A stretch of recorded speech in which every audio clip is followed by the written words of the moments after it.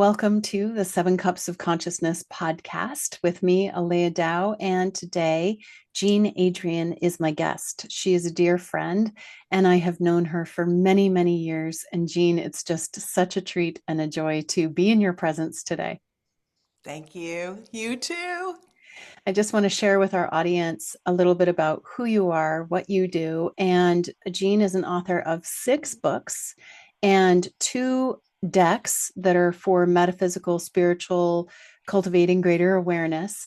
She created Inner Speak, and it's a coaching tool for clearing karmic blocks from this lifetime, past lifetimes, and ancestors to create a reality that you truly desire and have the ability to create for yourself in this life now. She also works internationally and teaches and shares her tools with so many people all over the world, in Europe especially, and Turkey. And she currently is living in Tallahassee, Florida, where she works with people internationally, Zoom, and in person at her home. Jean, welcome. Thank you so Thank much. you. Thank you, Aleya. It is so good to be in your energy. I've missed you, girl. I missed you too. And I was actually just thinking about when when did we connect and how did we connect and how many years ago? Because I remember that you invited Huh. me to come teach out in Georgia, but I think that we already had connections prior to that. Way before that, it started with your husband, Doug, Ah, and Deborah Jacobs. yes. She sent me Doug's first book, and I said, "No, I don't, that's lawyer stuff. I don't do that." She said, "No, you really need to interview this guy." And Uh-huh. when I read his book, I realized how spiritual it was. And so I'm interviewing him and I'm pushing it towards spiritual stuff. And he goes, "No, no, that's my wife that does that stuff."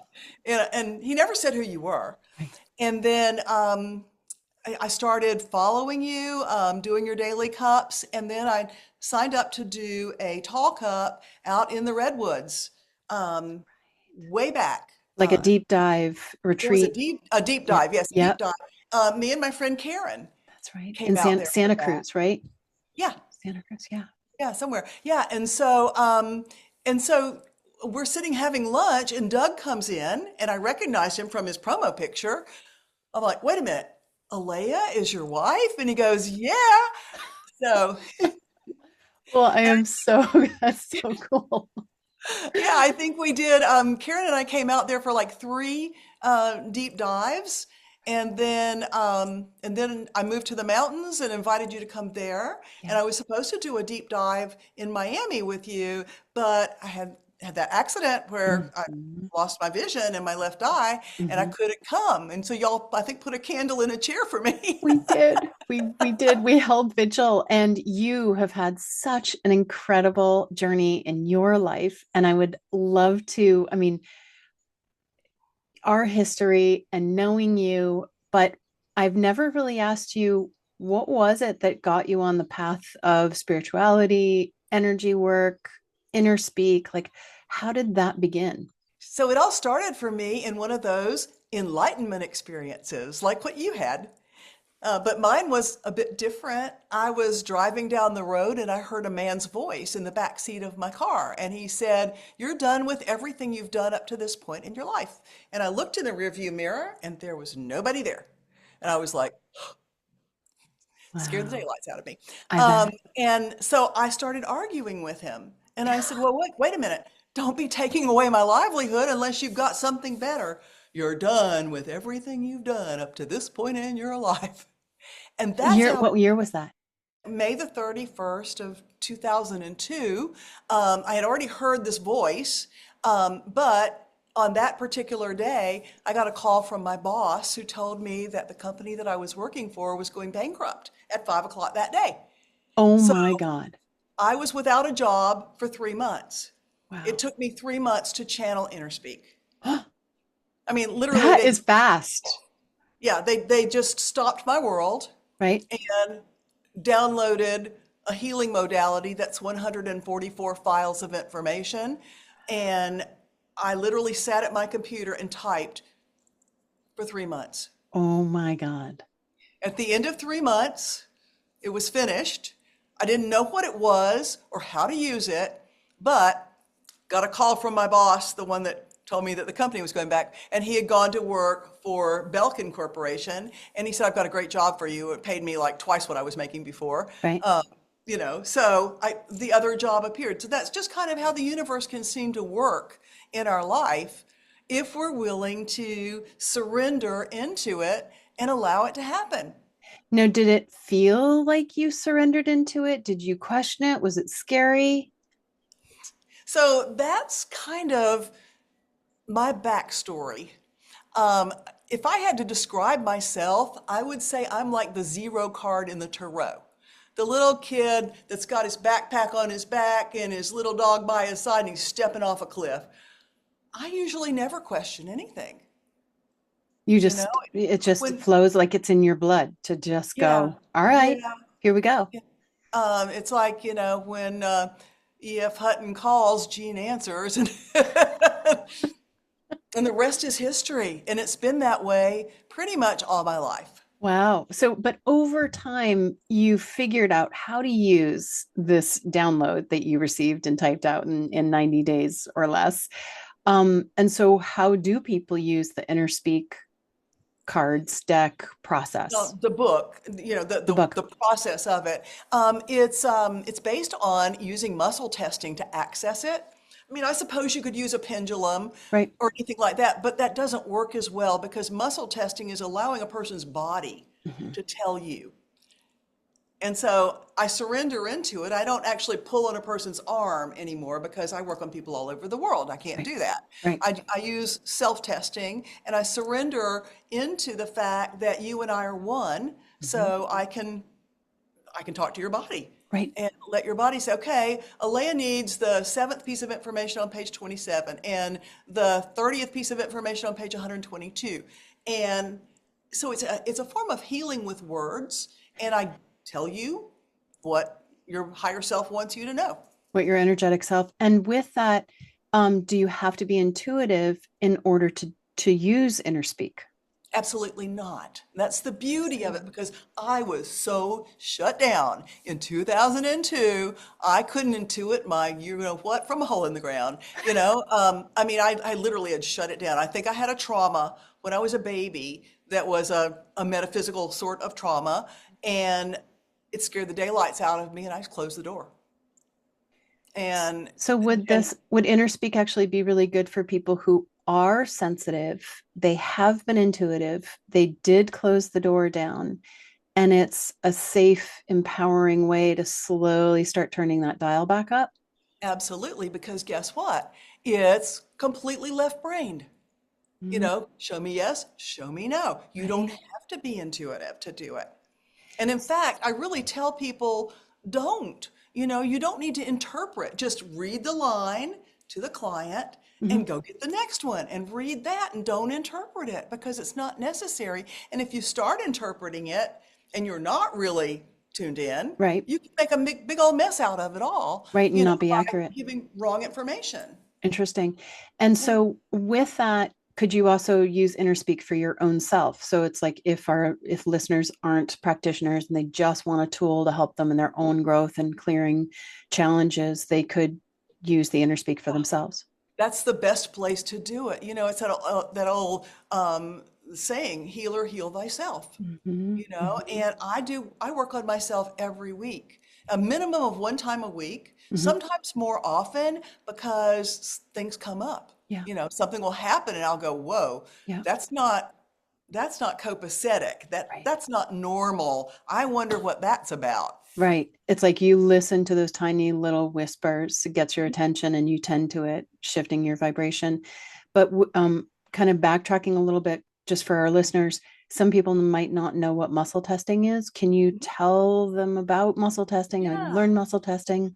So muscle testing started by a chiropractor back in the 1950s, and it kind of happened by accident, but he realized that if he checked the relative strength or weakness of the upper deltoid muscle, he could hone in on what was causing subluxations in his patient's body. And then it went a little bit farther than that. The next chiropractor took what this guy had done and realized that if he held his hand in specific ways while he was doing that muscle testing, he could get even more information. Interesting. So It really is all about the relative strength or weakness of any muscle. And because I do it on myself, it's the relative strength or weakness of the muscle right here. I mean, and anybody can do it. You just ask the body, show me what is yes. And for me, that's going to be, it's not going to pop out. Show Right. me what is no. And my finger just pops right out. Very cool. Some people I do it like this. uh-huh. Show me So, what's yes. Show me what's no. and some people do it like where they stand up and they lean Uh-huh. forward, or they lean back, or they lift their legs, their knees.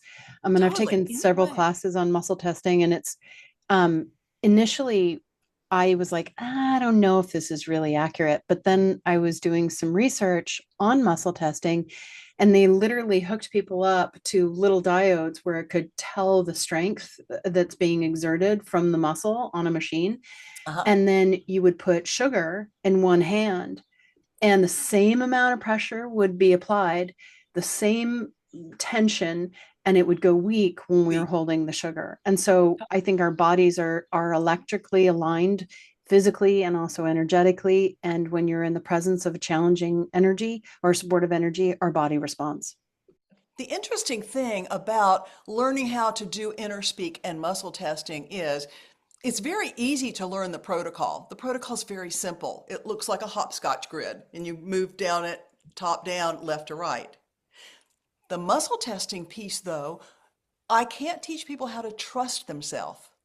They have to figure that out for themselves. I can show them how to do it, but trust is something that is inherent in a person.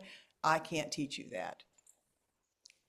So, That's the interesting one. And so that's when a pendulum might come into play, yeah, yeah.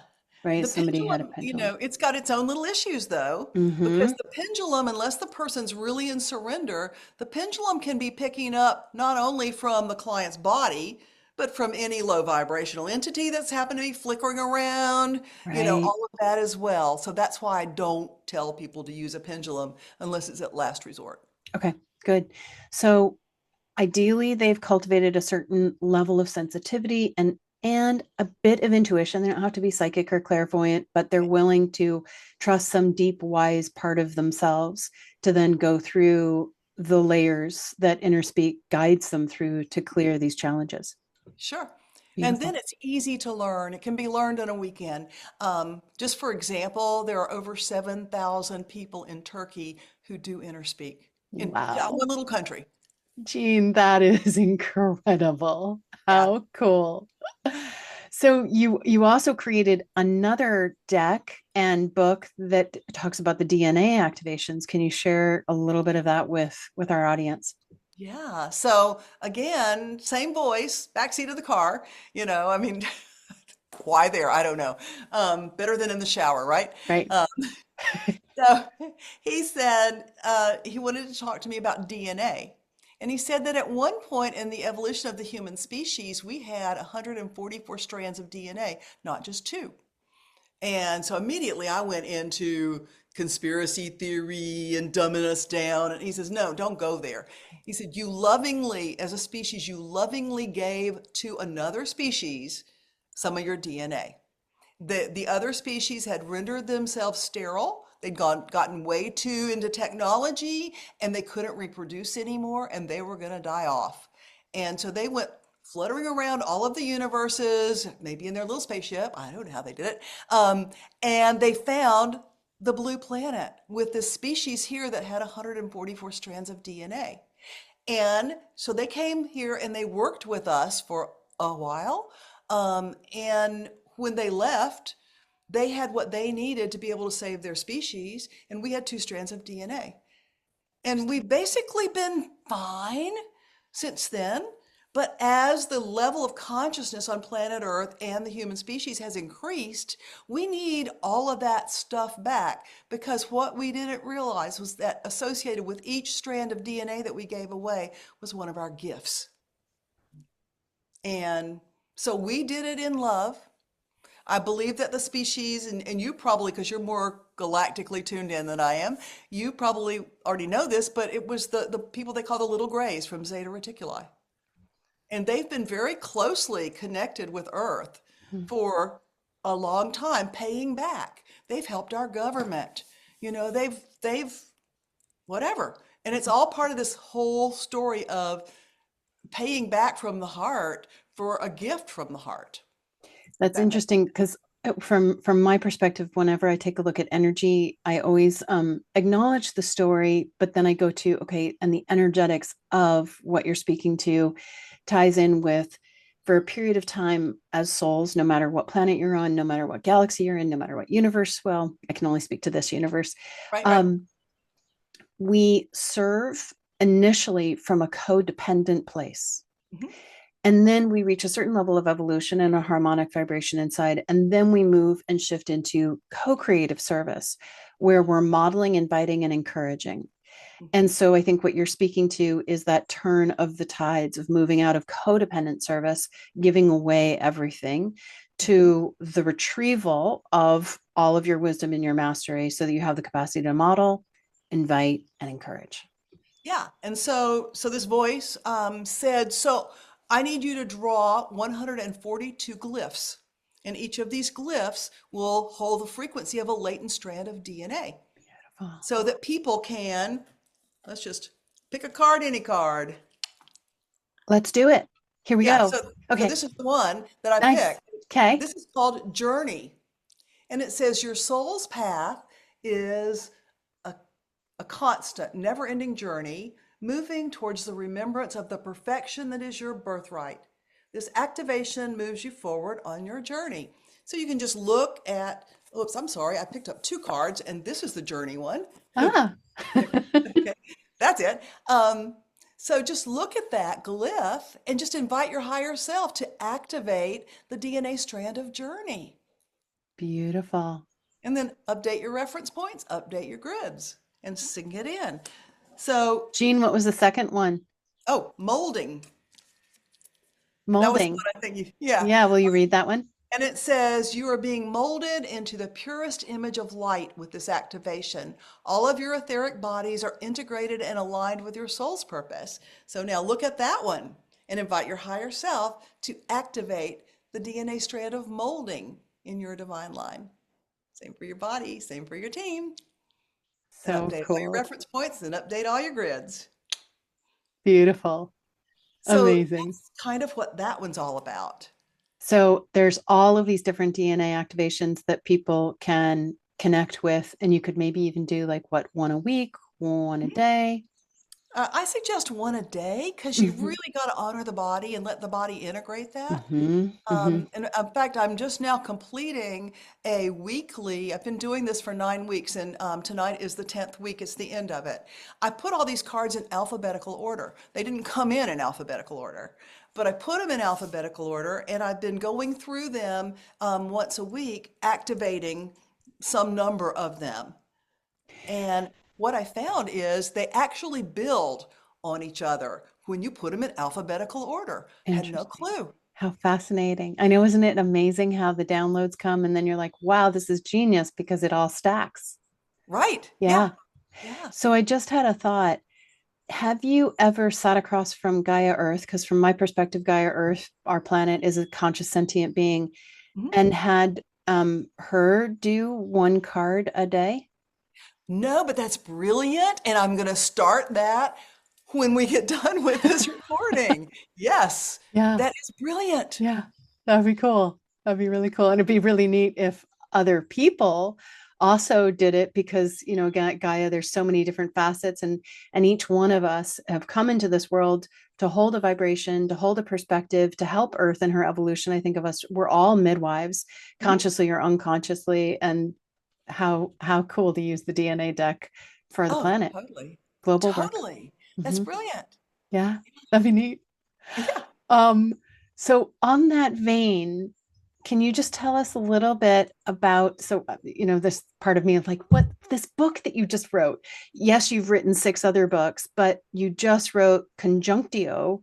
which is a little different. It's a fiction, it's a romance novel, and just share with us your story around that one. Yeah, so you and I have been working together for years now to try to help me manifest my beloved partner in my life. And because I've been married 4 times, I've learned something from each of those marriages, and I've had innumerable other relationships. But I finally realized that the common denominator in all of the relationships that weren't the beloved partner type of it was me. It was my own fear of intimacy, my own issues, you name it. Mhm. And so I quit dating and I started working on Jean. That was 9 years ago. You dated you. Yeah, I dated me for 9 years. And about 3, maybe 4 years ago, I figured that I had cleaned away enough of the detritus that I might be actually ready to put my toe back in that dating pond. And so I wanted to do it consciously, rather than just getting on Match.com and take what it throws at me. Right. And so I decided to write what I want. So I decided to write a romance novel. And the Mm. romance novel is the guy buys the house next door. And it was for sale at that time, Right. actually. He buys the house next door. We meet up at the mailbox and we become friends. And then we become good friends. And then we become lovers. And the rest is history, in the book. And we have some pretty profound spiritual stuff that happens during all of this. Hmm. And he's a Scottish guy. He's a professor at Florida State, and his name is Samuel. And I released this book, and it's really been a bestseller. And then I get all this mail. So, how come you never posted pictures of your honeymoon in Santorini on Facebook? And wait a minute, what happened to Samuel? Did he die? I was like, guys, it says right in the front of the book, this is fiction. Haven't met him yet. Well, it might be fiction in the physical dimension, but I don't really think so because remember, the physical dimension is a reflection of the higher planes. And so you literally wrote it in a higher And realm he's of there. I what's mean, I've happening. connected with this guy in Hmm. the higher realms. I just haven't been able to figure out what do we need to do, be to Meet in the physical show up dimension. in the Yeah. physical. That's always the trickiest part of, okay, you meet them in this higher realm, you dream with them, you can feel them, you might even have conversations with them, yet they haven't actualized in the physical terrain. Oh, it gets scarier than that. He's a reincarnation of Rumi. And the Wow. last time that I was in Turkey, I had the most profound experience with Rumi. I was sitting at Rumi's tomb, and he basically told me that I'm the reincarnation of Shems, who was his teacher and his life partner. And that he said, we incarnate together over and over again. Sometimes you're the teacher, sometimes I'm the teacher, but we hook up. He said, but this time I haven't been able to find your energetic signature. That's why you had to come to Konya so that I could get your signature, so that I can find you on the earth plane. That is so amazing. He gave me a poem. I'm sitting there at his tomb. I've got it on my phone. I'm just going to read it to you because it's so beautiful.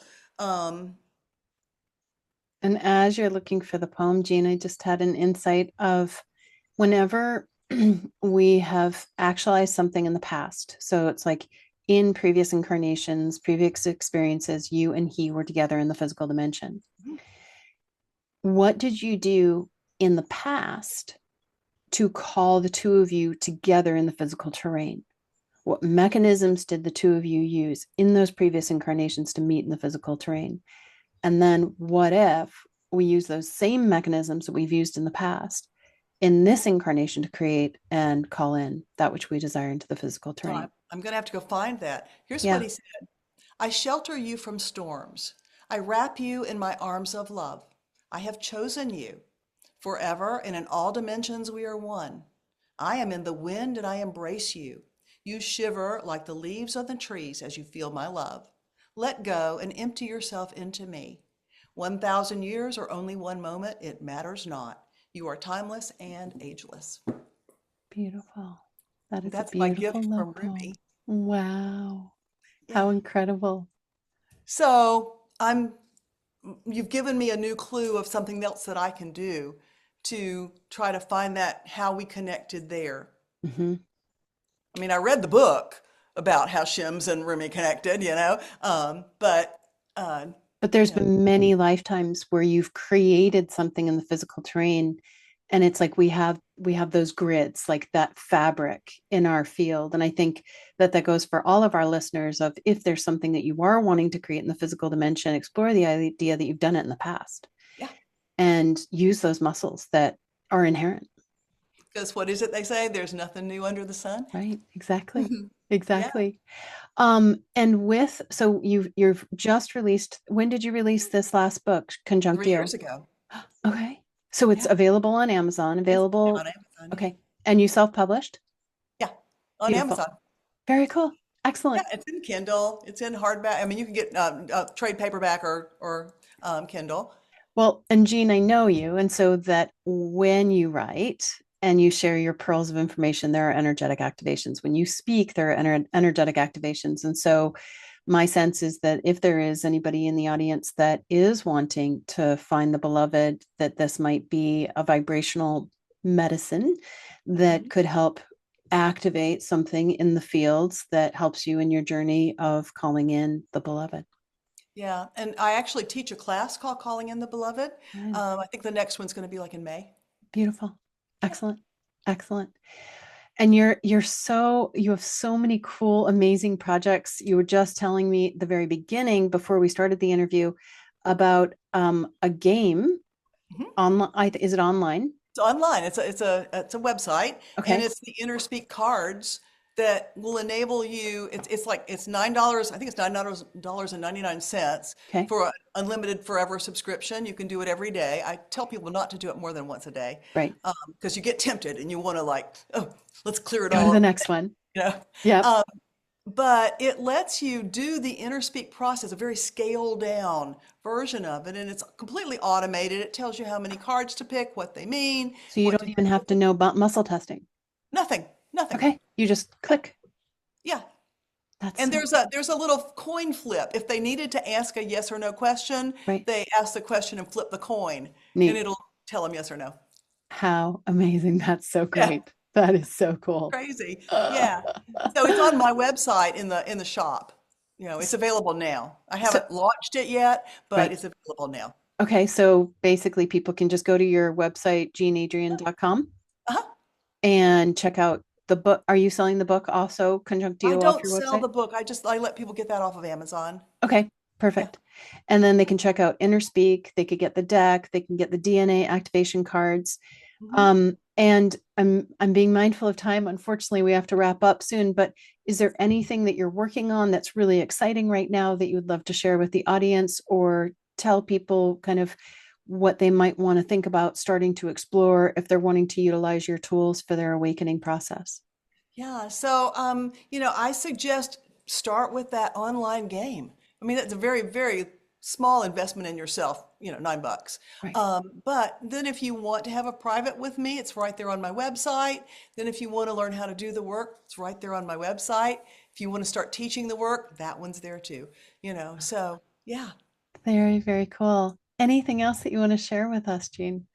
Just, I mean, what I'm feeling for this year is just an amazing, it's like a master year for us to create what we want. Mhm. And it's like the wind is in our sails. And Yes. all we've got to do is steer the boat.